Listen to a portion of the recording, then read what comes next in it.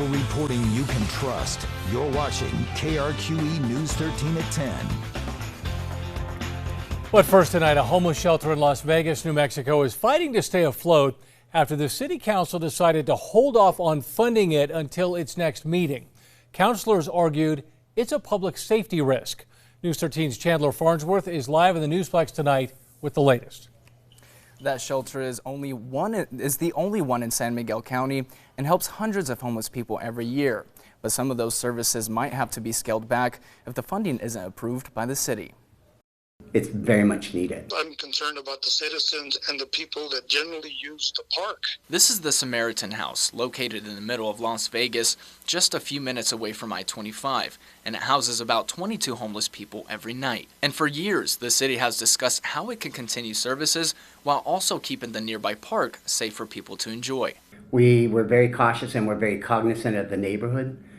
We want to be the best neighbors possible. The biggest complaint that I have currently would be the fact that a lot of the people that gather to this homeless shelter, they use the park, they sleep in the park. At a recent city council meeting, the shelter's executive director, George Lyon, requested $58,000 of funding.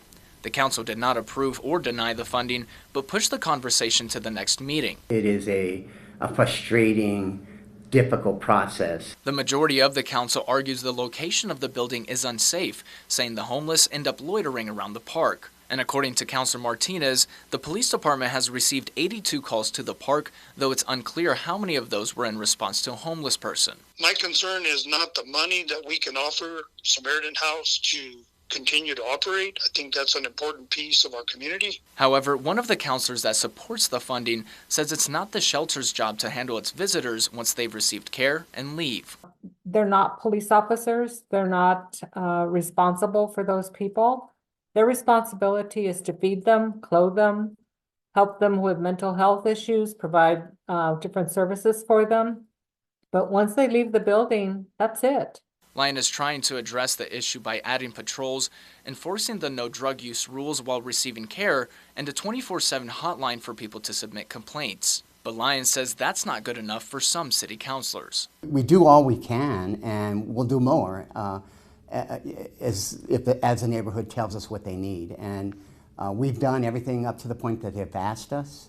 Some councilors posed relocating the shelter to a different area of the city that's not close to residential areas and family parks. It'd be nice, down the road to see if we can get, another location for them. But Lyon says selling the building and finding a new location would be difficult and unrealistic. What their expectation is doesn't match the amount that they're paying to achieve that goal. Chandler Farms.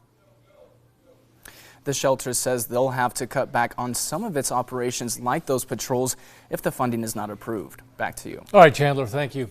The Las Vegas City Council agreed to discuss this issue during its next meeting on November 12th.